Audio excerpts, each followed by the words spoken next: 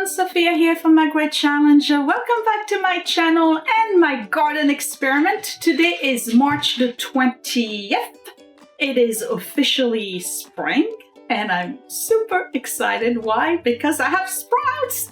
If you guys watch my last video, my first garden experiment, I planted my very first seeds and pretty much 80% of them are out. I'm definitely going to show you that. I do have some leggy ones. We're going to have to figure out what we're going to do about that. So what's on the agenda for today? Lots and lots of things. I got to do rotation number 2 of planting more seeds for the coming season. But this time around, instead of using the little pods, I'm going to use actual seed potting soil. So we're going to do a different version of what I did last week. I have to go outside. I have 2 small lavender that I want to plant in front of my roses because they are outstanding companion plants. So I found 2 lavenders at the store the other day and I was like, why not? Let's put some lavenders, and I have to start seeding outside in the secret garden all of the cold crops. So that would be spinach and carrots, things like that. So without further ado, I know you guys really want to see what my seedlings look like. So let's dive into it. And then we're going to talk about problems with them because I think we got a problem.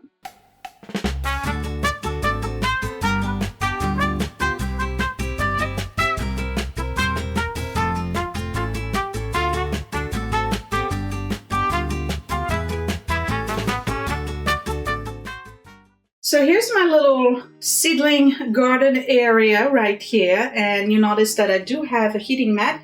I used it for 2 days and then I stopped using it because the seeds were coming up too fast. And I have my light here on blue, and I know that a lot of you have asked why use a light when I have all these windows here plus the skylights over here. Well, because plants that are seedling and in this stage right now actually need 18 hours worth of light. So if you don't give them that 18 hours, you don't have very strong plants if they even come out. And then the blue light actually helps the plant grow stronger roots and stronger stems. So that's the reason why I have the blue light going on. So I'm going to turn it off so you can see everything in its natural color. And you can see that without the light, I actually do have plenty light anyway, but I do want to make sure that I get stronger roots. So on this one right here, what do we have? We have the California bell peppers, the Black Beauty eggplant, and those are not sprouting yet. But if you look all the way inside the hole, if I can show you, I don't think you can see it, they are actually popping out of their little seed. So they are coming out soon, probably another week. These are the tomatoes that Willie had planted. And out of all of them, I have 6 that sprouted. And then if I look inside the hole, same thing, I can see that the rest is coming out. One thing I've learned about any seed that comes out is that the 2 first leaves are actually not true leaves. They are regular leaves that all the plants will have. They may have different shape, but you can tell if you know a little bit about tomatoes that these are not tomato leaves at all. They usually are serrated, and these are not, because these are not the true leaves. So what will happen is that the plant, the actual leaves from the tomato will come out from the middle here, and then these 2 here will eventually die off. So these are the tomatoes. Now we're moving on to kale. Kale came out pretty nicely. I do have a rebel here that didn't come out, but if I look into the hole, I can see that it's starting to sprout. I have Walton broccoli and then blue Scotch kale over here, and these are coming out also very, very nicely. Not too leggy, just the right size. Some of them are doubles. I'm not sure what to do with that. So for those of you who are gardeners, let me know down below, what do I do with the doubles? Twins, we're gonna call them. Over here we have the Black Beauty zucchinis and heirloom tomatoes. Now, heirloom tomatoes, nothing coming out at all. I'm looking, I don't even see the seeds sprouting inside, so I think the heirloom tomatoes are a no-go. But the zucchini is starting to come out. And again, we're getting those two first leaves. It's pushing this pod up. Remember, this was all the way at the bottom, so this is growing. And then there's another one coming out behind it. And then this one right here. I think I'm going to do more zucchinis because it looks like I may have only 3 coming out. Now, this is where we have a problem. These are the Wakefield cabbage. They came out. And the Golden Acre cabbage, they came out beautifully. But the Calabrese broccoli are really leggy, really leggy. You see that? Pretty tall. So there's ways to take care of that. What's going on here is that I feel that this one right here, the seed was not deep enough. So as a result, it kind of grew a little bit too high in the pod. And then those, I'm not sure if that was the result of having the mat, but they are too tall for now. So how do you remedy that? Well, one of the things I'm going to have to do is transplant them into some kind of solo cup with soil and bring the soil all the way up to here so that I can get rooting on both sides of the stem, and then the plant will focus on top here. But they are a little bit leggy. Usually it's growth that is too fast or lack of light. And we know I don't have any lack of light, so that's not the case. But anyway, I think this is pretty successful for now. We'll see what happens once they get transplanted and whether or not they're going to survive the acclimatation to outdoors. I don't know. But what am I planting today is what we are going to talk about next. So I'll be right back and we will be ready to start planting new seeds. And this is what I'm doing today. Remember, I took a calendar and I marked everything in ground, March 21st to March 28th. These are the ones I'm going to plant outside today. And what do we have? We have sorrel and turnips. And what else do we have in there? Well, let's open it. Even though I'm not going outside yet. Okay, we're gonna do a lot of turnip because they're my favorite. We're gonna do some onions and more onions, and of course the sorrel. For indoor today, I'm going to do these guys here. And what do we have? I'm gonna do some dwarf blue curled kale, more kale, collards, Swiss chards. We have some cauliflower, ruby red leaf lettuce, more kales. I'm probably not going to do this one. More lettuce. These are all different types of lettuce and cauliflower, and more Swiss chards. So this is what we're planning today indoors. And then if you remember from last week, I had some I did not finish, and that was the lettuce and the basil. So we're going to do all of this indoor today, and then the rest of it is going to go outdoors. And for potting soil, because I'm doing something different today instead of doing the little pods that you saw me use last week, I got Hoffman Seed Starter Potting and Planting Mix. Place the seed starter into the peat pots or seed trays, which I have. Plant seeds according to packet instruction. Water thoroughly with a fine spray mist. And then cover the pot with a plastic bag. I have my little domes, if you remember. And then eventually you water as needed, and then you transplant. Now, one of the things I have learned is that you don't just take your plant, let's just say these guys here, which are the blue Scotch kale. You don't take your kale seedling when they're ready to go outside and just go and plant them. You have to acclimate them to being outside. And that's where Scott's going to come into play, because I go to work during the day. In about 2 or 3 weeks, what's going to happen is that every day Scott is going to take these and put them on the deck in the shade, and for a couple of hours a day, maybe 2 hours the first day. And then the third day, he's going to do 2 hours. And then on the fourth day, he'll do 3 hours. And the fifth day, he'll do 4 hours. So, but bring them back in. It basically starts to acclimate them to being outside temperature, the wind, and all of this stuff.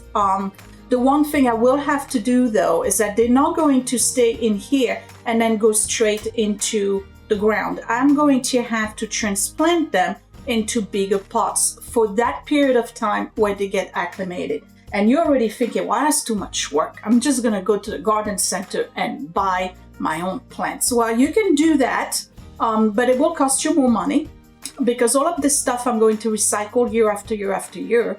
And then you're not guaranteed to get up and pollinated seeds and seedlings that you can keep the seeds for next year and be able to, you know, regrow your plants. So you got to think about that as well. I know it's convenient, but I'm trying to do things, you know, in the purest kind of way, which I don't know. This is an experiment and I'm having fun with it. That's all that matters. So I'm going to put my soil directly into my trays, water it, put a seed, and then water it again. And so we'll see what happens next week if I have seedlings. Now my problem is I only have one lamp. So, what am I gonna do? Well, I tell you what I'm gonna do. These already came out, so they're gonna take the ambient light here. And then the seeds that I'm planting today will get the blue light. And then eventually I'm gonna try to give everybody a little bit more of that blue light. The sun is in this kitchen only in the morning from 8 to 10, and it's not necessarily a direct light. It's kind of here or over there, but not necessarily on that particular counter. But it doesn't matter. I am still going through with my experiment.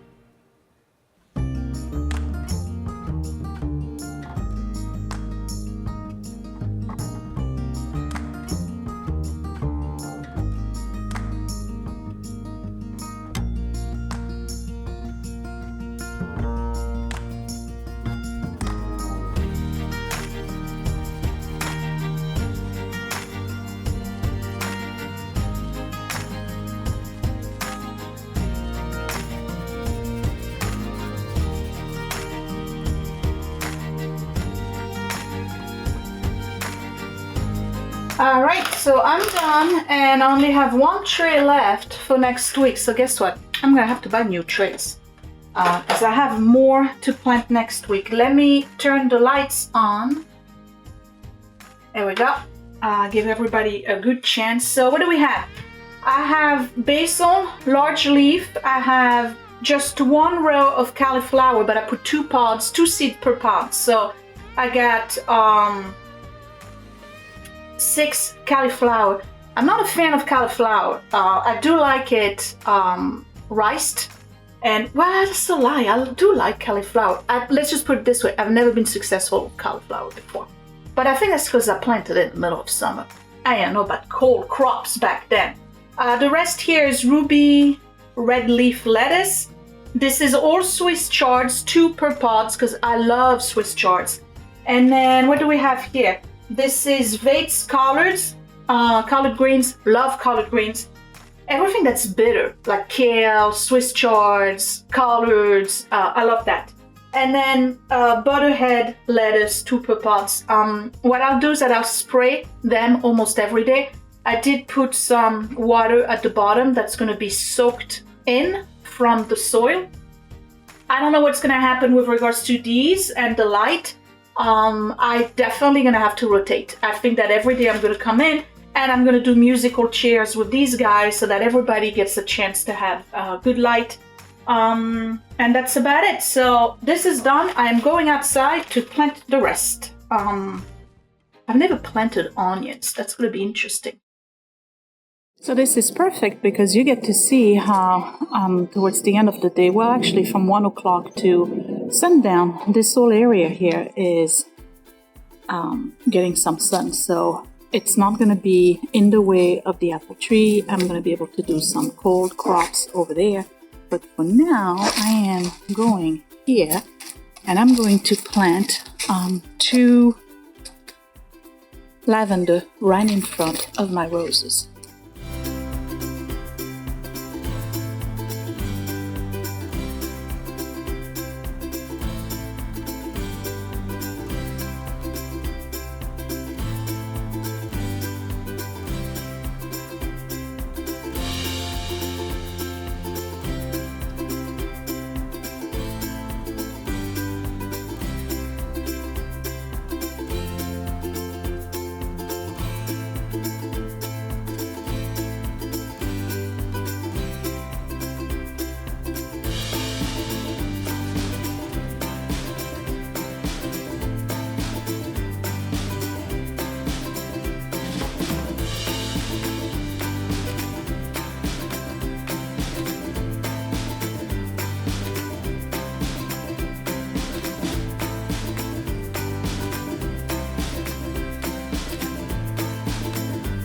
So on this area here, I plan on planting, I got a plant here and a plant there. So just this area over here, I'm gonna do sorrel. I'm just adding a little bit of peat moss just to get my soil a little bit lighter. Because right now it's a little bit too thick and too heavy. And it's also going to help me with the root vegetables, because root vegetables like turnip and carrots, they really do need a very fine soil if you want them to go deep, big, and straight. Otherwise, if there's something in the way, they'll start getting all sorts of crooked.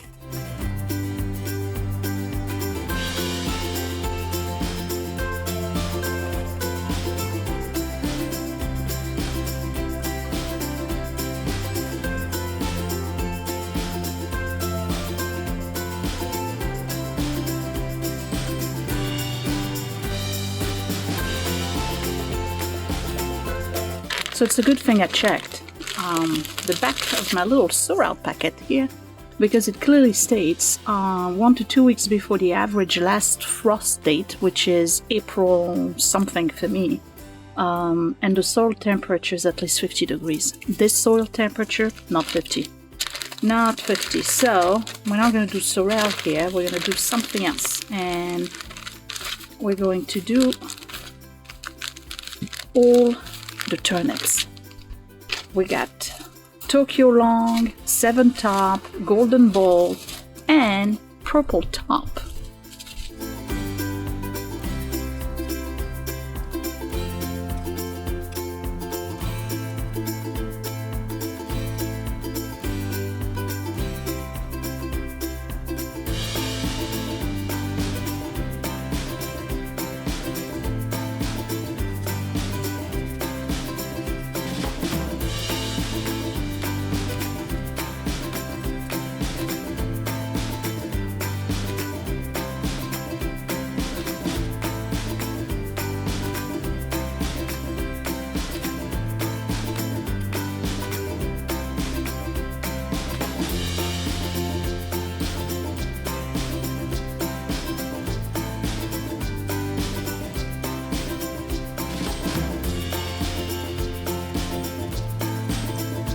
You know, it's amazing how fast you run out of space. I only have 2 rows of turnips, I want to see if they grow. That's the thing. I've never grown anything in this area. So I need to figure out if I can actually grow vegetables here. If I can't, then I'll do a garden with just hostas. And here I've got 4 rows. And you see I did like a little sundial thing here. I have 4 rows of spinach. I want to see if it's going to grow. And 4 rows of cherry bell radishes. I'm just going to go ahead and water them, and I will be done for today. So that's it. I'm done for today, and I don't know what's going to happen with the secret garden. It really is an experiment over there because, again, I never grew anything on that side. This was just built last year, end of summer. Don't mind the dog, is drinking. And I planted those leftover hostas and daisies and daylilies from my neighbor who gave them to me. They haven't grown yet, so I don't know if anything's going to grow in that area. So it truly is an experiment. I'm looking forward to the turnips because I really do love turnips. I'm watching the cat. She's chasing something. I don't know what it is. But anyway, I'm pretty happy so far. Things are growing, so I don't know. We'll see what happens. Again, this is a 5-year plan. We're on year 2. Year 1 was building the whole framework. Year 2 is learning what grows, what doesn't grow in this garden and in this yard. And year 3 is perfecting everything else. And then establishing a garden that I can rotate and, work on year after year. So pretty excited. During the week, we're going to plant the apple tree. And I'm also going to take care of the front. I won't film that. I have to trim down all of the bushes, in particular the hydrangeas, because I still have the dead wood from last winter on them, and they haven't even started budding yet. So it's still cold. My mom's daffodils are almost done in Paris. It doesn't matter, mine are coming soon, and yes, I will show them to you when they are in bloom. So guys, I will see you in the next segment of my garden experiment. I hope you still enjoy it and want to continue taking this journey with me. I can't wait to see it during the summer when everything is growing and producing. It's going to be wonderful. I'll say it again. Nature is wonderful. I'll talk to you later, guys. Thanks for watching. Bye. Hey, it's me. And guess what? Click that thumbs up if you really like this video. Thumbs down twice if you didn't. You can also share my video if you really liked it, or save it to watch later. Also, you can subscribe to my channel. But don't forget to click that bell button so you are always notified when I post a new video. Thank you for watching.